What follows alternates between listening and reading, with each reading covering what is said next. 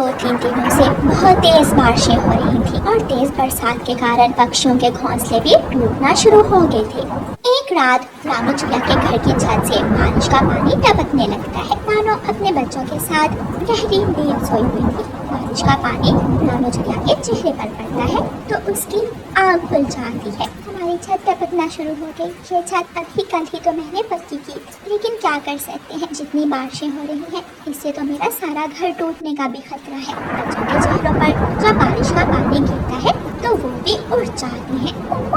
हाँ, बारिश का पानी आ रहा है, इस तरह तो हम डूब जाएंगे। नहीं कुकू बेटा, हम अपने घर को बचाएंगे। जाओ कुकू और गुड़िया दूसरे कमरे से बाल्टियाँ लेकर आओ। कुकू और गुड़िया जाते हैं और बाल्टियाँ ले आते हैं। आहिस्ता आहिस्ता बारिश का पानी पूरे घर में जमा होने लग जाता है। रानू चिड़िया पानी से बाल्टी भरती है और कुकू और गुड़िया को पकड़ा देती है। फिर वो दोनों बहन भाई बाल्टी का पानी बाहर गिरा आते हैं। वो काफी देर तक ऐसा करते हैं, लेकिन फिर पानी हद से ज्यादा भर जाता है।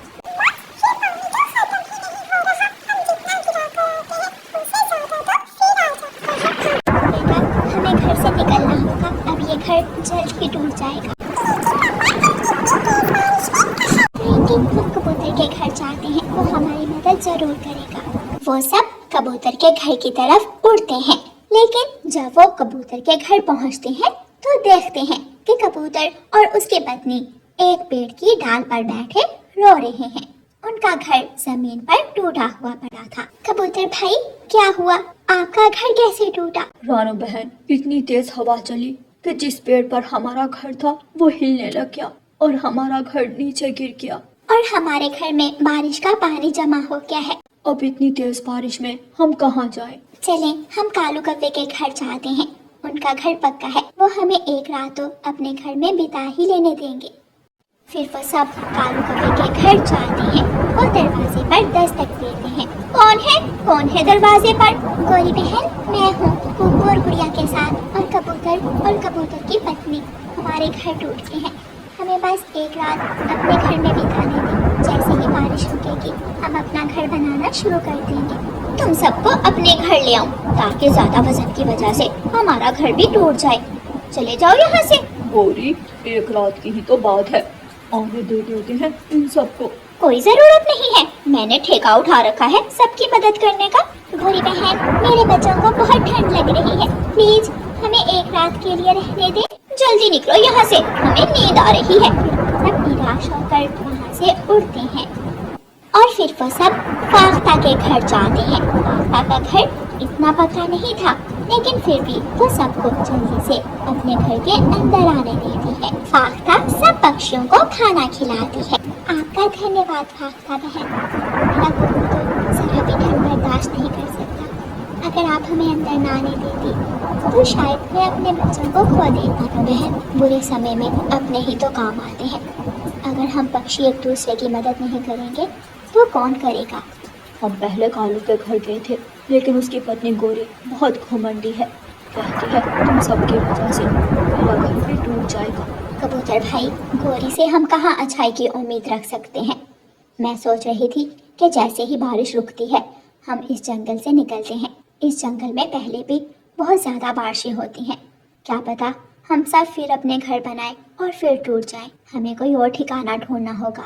मैंने सुना है कि इंसानों की बस्ती से आगे एक जंगल है, वहाँ पर मौसम भी ठीक रहता है। हमें वहाँ जाना चाहिए। फिर वो सब रानू चिड़िया की बात मान लेते हैं। अगले दिन बारिश रुक जाती है और वो सब पक्षी दूसरे जंगल की तरफ जाने के लिए तैयार होते। गोरी कव्वी अपने घर से बाहर निकलती है तो पक्षियों को उड़ते हुए देखती है। वो पक्षियों को आवाज देती है, अरे ये सुबह सुबह कहाँ निकलने लगे हो तुम सब? गोरी, तुमने तो हमें अपने घर में नहीं रहने दिया। अब हम नया जंगल ढूंढने जा रहे हैं जहाँ अपने नए घर बना सकें। वैसे भी इस जंगल में बारिशें ज्यादा होती हैं। मैं तो तुम्हें भी कहती हूँ कि तुम भी हमारे साथ चलो। तुम्हारे घर का भी क्या भरोसा, वो भी टूट सकता है। हम इंसानों से आगे वाली बस्ती में एक जंगल है, वहाँ जा रहे हैं। आप भी हमारे साथ आ सकते हो। तुम्हारी काली जुबान, भला मेरा घर क्यों टूटेगा? इतना पक्का है मेरा घर, तुमसे बर्दाश्त नहीं होता कि मैं इतने बड़े और मजबूत घर में क्यों रह रही हूँ? मुझे भी यहाँ से बाहर निकालना चाहती हो? गोरी बहन, मैं तो आपका भला ही सोच रही थी। कहीं कल को तेज बारिश से आपका घर टूट गया तो आप सब यहाँ अकेले क्या करोगे? जब तुम सब गरीब पक्षी यहाँ से निकल जाओगे तो हम बहुत खुश रहेंगे। वो सब पक्षी वहाँ से चले जाते हैं और उड़ते उड़ते दूसरे जंगल पहुँच जाते हैं। नए जंगल जाकर सब पक्षी नए घर बनाना शुरू करते हैं। एक रात फिर से जंगल में तेज बारिश होती है। गोरी कपी के घर के पास एक बड़ा सा पेड़ था। वो पेड़ तेज हवा की वजह से उखड़ता है और गोरी कपी के घर के ऊपर जा गिरता है। गोरी कपी का घर टूट जाता है। हमारा घर टूट गया गौरी, अब हम इतनी तेज बारिश में कहाँ जाएंगे? कोई और पक्षी भी नहीं है जंगल में हमारी मदद करने को। कालू, वो सब इंसानों से आगे वाली बस्ती में एक जंगल है, वहाँ गए हैं। चलो जल्दी चलो, हम भी वहाँ चलते हैं। इतनी बारिश में मुझे तो ठंड लग जाएगी। अगर यहाँ पर रहे तो ऐसे ही मर जाएंगे। कौवा और कवि बहुत तेज उड़ते हैं और गौरी की तबीयत ज्यादा ठंड में उड़ने की वजह से खराब हो जाती है। जब वो दूसरे जंगल पहुँचते हैं तो कोई भी उनको अपने घर नहीं आने देता। कालू जी, अब हम क्या करें? मुझे तो बहुत तेज बुखार हो गया है। अगर हमें कोई घर ना मिला तो मैं मर जाऊंगी। गौरी, रानो चिड़िया के घर अभी तक हम नहीं गए, हम वहाँ जाते हैं। रानो जरूर हमारी मदद करेगी। वो तो मुझसे बदला लेगी और हमें अपने घर नहीं आने देगी। जाकर तो देखते हैं। फिर दोनों कौवा और कवि रानो चिड़िया के घर जाते हैं और दरवाजे पर दस्तक देते हैं। रानो चिड़िया दरवाजा खोलती है। कालू और गोरी, तुम दोनों यहाँ क्या कर रहे हो? चिड़िया, हमारा घर टूट गया। मेरी पत्नी की तबीयत बहुत खराब है और कोई पक्षी भी हमें अपने घर में नहीं आने दे रहा। प्लीज हमें अंदर आने दो। रानो जल्दी से उन दोनों को घर में ले जाती है और उनको खाना देती है। गोरी कवि को बुखार की दवा देती है। गोरी कवि रानो चिड़िया से बहुत ज्यादा शर्मिंदा थी क्योंकि उसने रानो चिड़िया के साथ इतना बुरा किया और रानो चिड़िया ने फिर भी उसकी मदद की। मेरे प्यारे दोस्तों, प्लीज हमारी वीडियो को लाइक, शेयर, कमेंट, सब्सक्राइब जरूर करिएगा। आपका बहुत बहुत धन्यवाद। जंगल में 2 दिन से लगातार तेज बारिश शुरू है।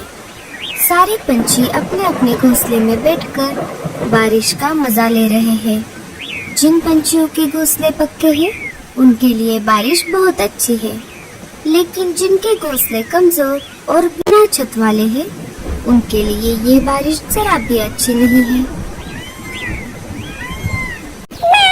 ये बारिश कितनी अच्छी होती है। मुझे खिड़की से बारिश देखना बहुत अच्छा लग रहा है।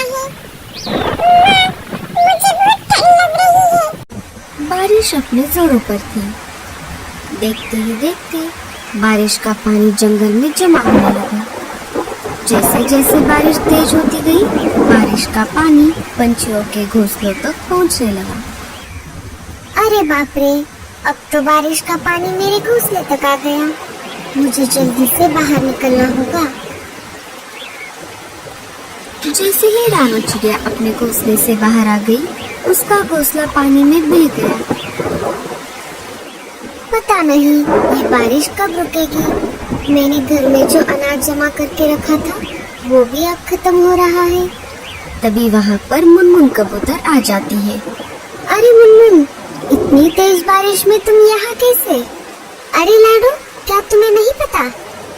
अभी थोड़ी ही देर में जंगल में बहुत बड़ा तूफान आने वाला है। उसमें हम सभी पंछियों के घोंसले डूब जाएंगे। चलो यहाँ से, हम सभी को किसी सुरक्षित जगह पर जाना होगा। जब तक ये बारिश चलेगी, हम सब वहीं पर रहेंगे। मुनमुन बहन, मैं मेरे अंडे को छोड़कर कैसे आ सकती हूँ?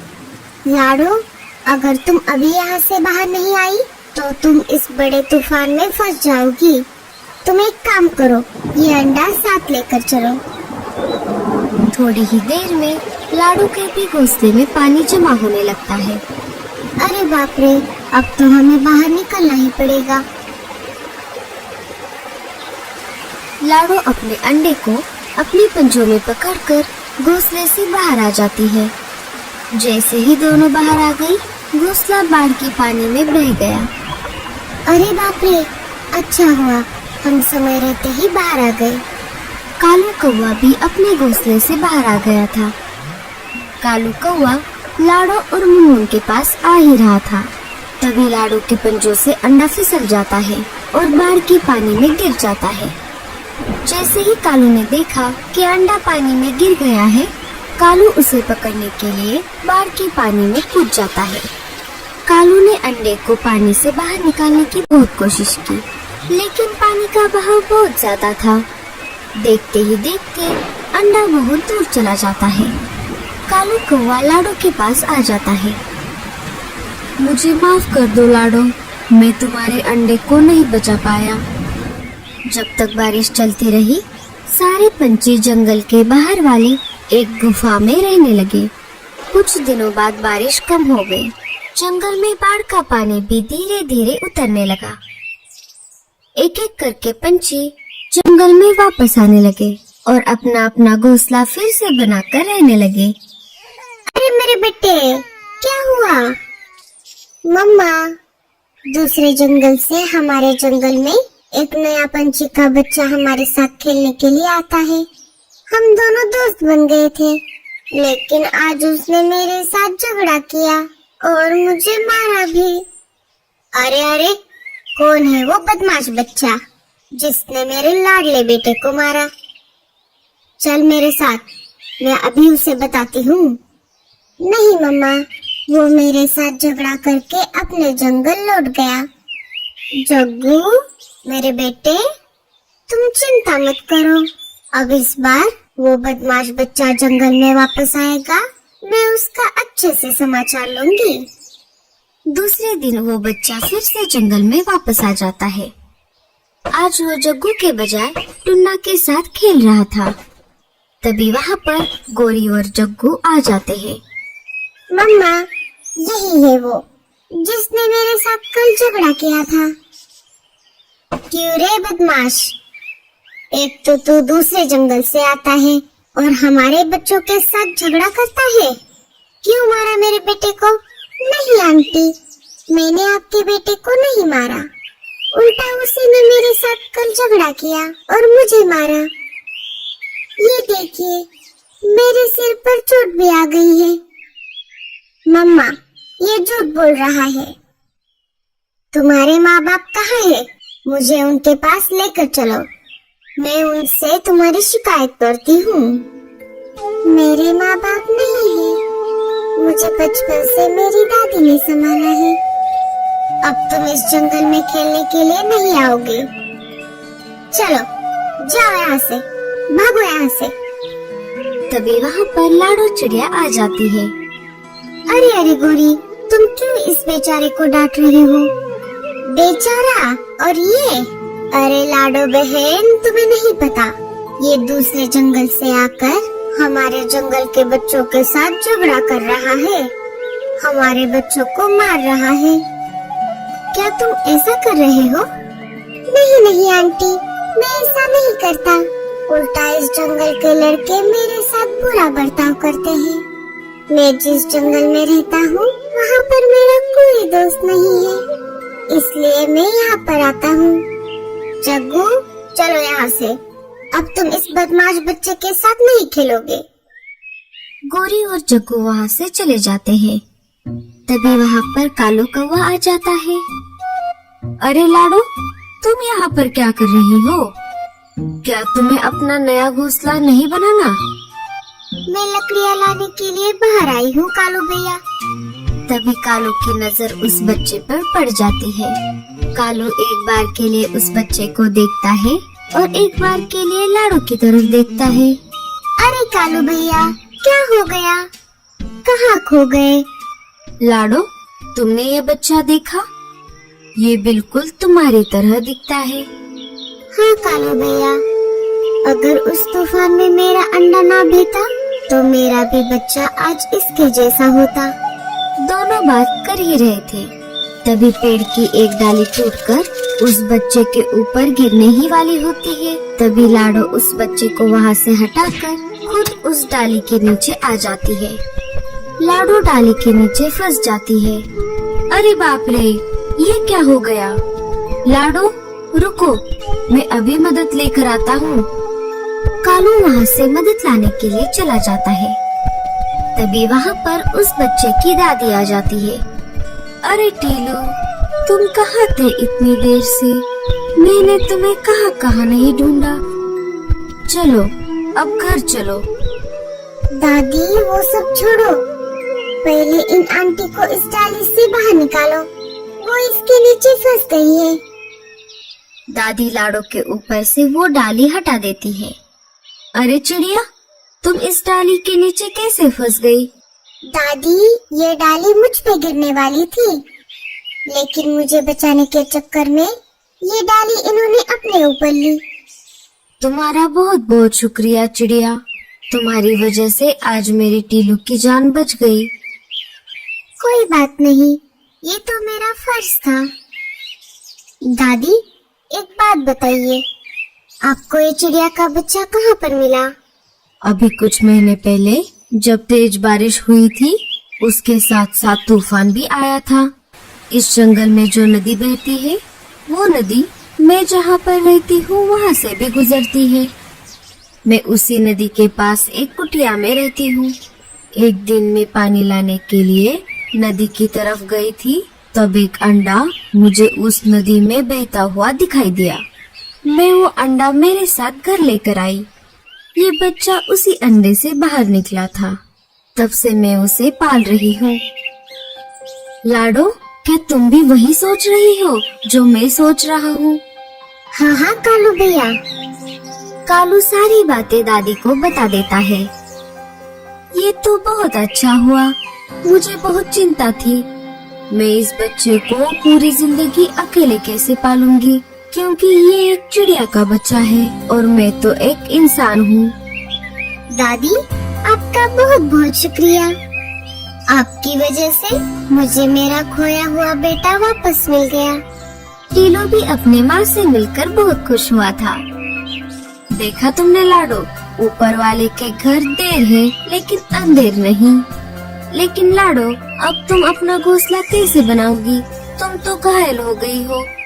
कोई बात नहीं चिड़िया, मैं तुम्हारी मदद करूँगी। चिड़िया, इस शीशी में जो पानी है वो कोई मामूली पानी नहीं है। इस पानी को तुम जिस किसी भी चीज पर छिड़कोगी, वो अपने आकार से 100 गुना ज्यादा बड़ा हो जाएगा। अब मैं चलती हूँ, मैं तुम सबसे मिलने के लिए दोबारा आऊंगी। दादी को टीलू को छोड़कर जाने का मन नहीं कर रहा था, लेकिन फिर भी वो दिल पर पत्थर रख के वहाँ से चली गई। लाडो उस पानी को पास वाले एक पेड़ पर लगे एक सेब पर छिड़कती है। थोड़ी ही देर में वो सेब अपने आकार से 100 गुना बड़ा हो जाता है।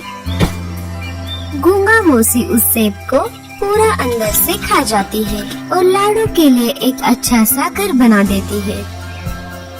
लाडो और टीलू उस सेब के घर में खुशी खुशी अपनी जिंदगी बिताने लगते हैं। दोस्तों आपको हमारी स्टोरी कैसे लगी प्लीज कमेंट में जरूर बताइएगा और हमारे वीडियो को लाइक शेयर कमेंट सब्सक्राइब जरूर करिएगा। धन्यवाद।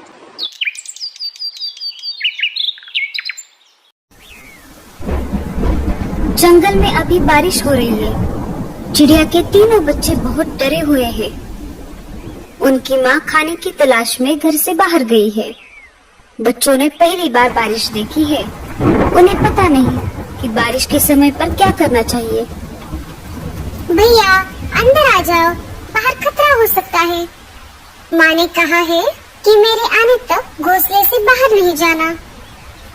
अरे मैं बाहर झांक कर देख रहा था कि ये आवाज कहाँ से आ रही है। मैंने देखा कि आसमान से बहुत सारा पानी नीचे गिर रहा है। कुछ भी हो भैया, लेकिन तुम माँ के आने तक बाहर मत जाना। टीलू बाकी भाइयों से सबसे बड़ा और समझदार था। उस पर अपने छोटे भाइयों की देखरेख करने की जिम्मेदारी थी। अपनी माँ का इंतजार करने के सिवाय बच्चे कुछ और कर भी नहीं सकते थे। इधर लाडो चिड़िया बारिश से बचने के लिए पेड़ की डाली पर रुकी हुई थी। उसे भी अपने बच्चों की चिंता हो रही थी। मेरे बच्चे ठीक तो होंगे ना? बारिश शुरू होकर भी बहुत समय हो गया है। मुझे जल्द से जल्द अपने बच्चों के पास जाना होगा। वो बहुत डरे हुए होंगे। इधर बारिश रुकने का नाम नहीं ले रही थी। कालू कौवा तेज बारिश में अपने घोंसले की तरफ जा रहा था। तभी उसे लाडो चिड़िया एक पेड़ पर बैठी हुई दिखाई देती है। वो उसके पास चला जाता है। अरे लाडो, तुम यहाँ? तुम अभी तक घर नहीं गई? इसका मतलब तुम्हारे बच्चे घर पर अकेले होंगे। हाँ कालू भैया, मुझे मेरे बच्चों की बहुत चिंता हो रही है। लाडो, मैं तुम्हें डराना नहीं चाहता, पर तुम्हें बताना ये बहुत जरूरी है। सुना है एक खतरनाक चीलों का झुंड हमारे जंगल में घुस आया है। हाँ कालू भैया, मुझे ये बात पता है। जब मैं कल बुलबुल चिड़िया के घर गई थी, तब मैंने देखा कि एक चील बुलबुल चिड़िया के बच्चों को खा रहा था। बुलबुल घर पर नहीं थी, फिर भी एक बच्चा जीवित था। मैंने उसे बचाने की ठान ली। तब मैं उस चील के पास चली गई। अरे ओ चील, छोड़ दे उस बच्चे को, नहीं तो तेरा बहुत बुरा हाल होगा। चील को गुस्सा आ गया और वो मुझसे कहने लगा, अरे ओ चिड़िया, तुम्हारा दिमाग तो ठीक है ना? भाग यहाँ से। अगर मेरा पेट भरा हुआ नहीं होता तो मैं तुम दोनों को भी खा जाता। पर देख लेना, आगे चलकर तुम मुझे कहीं पर दिखाई दोगी तो मैं तुम्हें नहीं छोड़ूंगा। मैं तुम्हें उसी समय खा जाऊंगा और डकार तक नहीं लूंगा। ऐसा कहकर चील वहाँ से उड़ गया कालू भैया। तभी वहाँ पर बुलबुल चिड़िया आ गई। उसने देखा तो वो बहुत दुखी हो गई, क्योंकि चील उसके 2 बच्चों को खा चुका था। अरे ये क्या हो गया? मेरा तो सब कुछ लूट गया। ये सब किसने किया? मैं उसे नहीं छोड़ूंगी। अरे बहन, तुम्हारे बच्चों को चील ने खाया है। अगर मैं एन मौके पर नहीं आती तो वो चील तुम्हारे तीसरे बच्चे को भी खा जाता। तुम्हारा बहुत बहुत शुक्रिया। मैं तुम्हारा ये एहसान जिंदगी भर नहीं भूलूंगी लाडो चिड़िया। पर मैं अब उस चील को नहीं छोड़ूंगी। मैं उसे जान से मार दूंगी। वो मेरे आखिरी बच्चे को कभी भी खाने आ सकता है। अरे बहन, जल्दबाजी में गलत कदम मत उठाना। वो सिर्फ तुम्हारे बच्चों का ही नहीं, जंगल के बाकी पंछियों का भी शिकार कर रहा है। उसे हमें झांसे में फंसाना होगा और फिर हम उसको उसके किए की सजा देंगे। बिना सोच विचार किए जल्दबाजी में फैसला लेना गलत बात है। ठीक है बहन, मैं कौन सा भी गलत कदम नहीं उठाऊंगी। अच्छा, तो ये सब हुआ था। बुलबुल चिड़िया के साथ तो बहुत बुरा हुआ। हम उस चील को तो क्या, बाकी सारे चीलों को भी नहीं छोड़ेंगे। हम उन सब को जंगल से खदेड़ देंगे। तुम जल्दी घर जाओ। हाँ कालू भैया, बारिश रुके या ना रुके, मुझे कैसे भी करके मेरे बच्चों के पास जाना होगा। ठीक है लाडो, मैं चलता हूँ। कालू वहाँ से निकल जाता है। बारिश बहुत तेज थी। खुद की जान की परवाह ना करते हुए लाडो तेज बारिश में अपने बच्चों की तरफ निकल पड़ी। बारिश की वजह से उसे उठने में दिक्कत हो रही थी। उसके पूरे पंख भीग चुके थे, फिर भी वो रुकने का नाम नहीं ले रही थी। उसे अपने बच्चों के पास जो जाना था। वो देखो, अपना शिकार हमारी तरफ कुछ चल कर आ रहा है। इस तेज बारिश में इसे खाने का मजा बहुत आएगा। अरे दोस्तों, मेरे पास तो मिर्च मसाला भी है। उस चिड़िया को खाकर हम तीनों का पेट भर जाएगा। लाडो चिड़िया शिकारी पंछियों के पास आ जाती है। अरे ओ चिड़िया, रुक जाओ। इतनी तेज बारिश में कहाँ जा रही हो? लाडो चिड़िया शिकारी पंछियों को देखकर बहुत डर जाती है। लाडो चिड़िया बहुत ही होशियार और समझदार थी, साथ ही साथ वो निडर भी थी। उसने चीलों के साथ सामना करने का फैसला लिया। जी मैं अपने घर जा रही हूँ। ऐसे कैसे जाओगी? अब तुम हमारे इलाके में आ चुकी हो। अब तुम अपने घर जाने की बजाय सीधा हमारे पेट में जाने वाली हो। उनकी ये बात सुनकर लाडो चिड़िया बहुत डर जाती है। उसे कुछ भी समझ नहीं आ रहा था। तभी लाडो के मन में एक आइडिया आ जाती है। मुझे कैसे भी करके इन सब से छुटकारा पाना होगा। अरे भाइयों, आप मुझे कैसे खा सकते हो? मुझे पहले से ही किसी ने खाने के लिए रिजर्वेशन करके रखा है। क्या? ऐसे कैसे? कौन है वो जो हमारे होते हुए भी तुम्हें खाने के लिए रिजर्वेशन करके बैठा है? वो दूसरे तीसरे कोई नहीं, मेरे खुद के पति है, जो कि एक चील है। मैंने जन्म भर उनकी सेवा की, 3 प्यारे प्यारे बच्चे दिए, फिर भी वो मुझे खाना चाहते हैं। क्या कोई अपनी खुद की बीवी को खा सकता है भला? कौन अपनी बीवी को खाना चाहेगा जो जंगल में बाकी सारे इतने पंछी है। हाँ भैया, कोई नहीं चाहेगा, पर मेरा पति चाहता है। यही नहीं, उसने मेरे तीनों बच्चों को भी खा लिया है। अगर तुमने मुझे खा लिया तो वो तुम्हें नहीं छोड़ेंगे। मुझे खाने का हक सिर्फ उन्हीं का है। किसकी इतनी हिम्मत है जो हमसे टकराए? अगर है हिम्मत तो चलो मेरे पति के पास, एक बार लड़कर भी देख लो। अगर तुम जीत जाओगे तो मुझे खा लेना। बताओ, है मंजूर? हाँ हाँ चलो, हम देख लेंगे उसको। लाडू चिड़िया निकल पड़ी उस शिकारी चील की तलाश में जिसने बुलबुल चिड़िया के बच्चों को खाया था। लाडू चिड़िया आगे आगे उड़ रही थी और शिकारी चील उल्लू के साथ साथ पीछे उड़ रहा था। आखिर लाडू चिड़िया उन्हें लेकर शिकारी चील के इलाके में आ ही गई। अरे, ये चिड़िया तो मेरी तरफ ही आ रही है। कल तो ये मेरे हाथ से छूट गई थी, पर अभी मुझे बहुत भूख लगी है। मैं इसका शिकार करके इसे खा जाऊंगा। तुम यहाँ पर ही रुको। अगर उसने तुम्हें यहाँ पर देख लिया तो वो सतर्क हो जाएगा। मैं अकेले अकेले आगे जाती हूँ। जब वो मुझ पर हमला करने लगे तो तुम जल्द से वहाँ पर आ जाना। लाडू चिड़िया उन्हें वहाँ पर छोड़कर चील के पास आ जाती है। अरे वाह, आज शिकार खुद मेरी तरफ चलकर आ गया है। लगता है आज भी मैं पेट भर के खाना खाऊंगा। हाँ हाँ, कल भी तुमने मेरे छोटे छोटे बच्चों को खा लिया, आज मुझे खा लो। वैसे भी मैं जिंदा रहकर क्या करूँगी? मेरा तो सब कुछ लूट गया है। अरे वो बच्चे तेरे नहीं, उन पर मेरा अधिकार था। शिकारी चील उन दोनों की बातें सुन रहा था। उसे लाडू की बातों पर विश्वास होने लगा। इधर चील को लाडू की बात समझ नहीं आ रही थी, फिर भी उसने ये मौका हाथ से गंवाना नहीं चाहा। हाँ हाँ, जैसे मैंने बच्चों को खा लिया वैसे ही तुम्हें खा जाऊंगा। चील उड़कर लाडू चिड़िया पर हमला करने ही वाला था, तभी दूसरे शिकारी पंछियों ने उसका रास्ता रोक लिया। अरे बेटे, तने तो मौज ही कर दी। तनिक रुक जा जरा, वो हमारा शिकार है। अरे तुम सब कौन हो? उस पर सिर्फ मेरा अधिकार है। देखो देखो भाइयों, ये कैसे मेरे साथ सुलूक करते हैं। अरे बेटे, तनिक रुक जा जरा, नहीं तो तने यहीं पर ही खोल देंगे। ऐसा कहते ही उन दोनों में तेज लड़ाई शुरू हो गई। उन दोनों की लड़ाई देखकर उल्लू वहाँ से भाग गए। दोनों में इतनी तेज लड़ाई हो गई कि दोनों घायल हो गए और जमीन पर गिर गए। दोनों के शरीर से बहुत ज्यादा खून बह रहा था। लाडू दोनों के पास आकर बोली, क्यों, कैसी रही? मैंने तुम दोनों को उल्लू बनाया। ना ही मैं इसकी बीवी हूँ और ना ही इसने मेरे बच्चों को खाया है। मैंने जानबूझकर तुम दोनों में झगड़ा लगवाया ताकि जंगल के बाकी पशु पक्षी सुरक्षित रह सके। अब समझ आया, शक्ति से हमेशा युक्ति ही अच्छी होती है। अरे ओ चिड़िया, तने ये ठीक नहीं किया। उन दोनों चीलों में इतनी ज्यादा हाथापाई हो गई कि उन्हें अपनी जान गंवानी पड़ी। चलो, इनका काम तो तमाम हो गया। अरे बाप रे, इन दोनों के चक्कर में मैं तो अपने बच्चों को भूल ही गई। लाडू चिड़िया तेज उड़ते हुए अपने घोंसले की तरफ निकल पड़ी।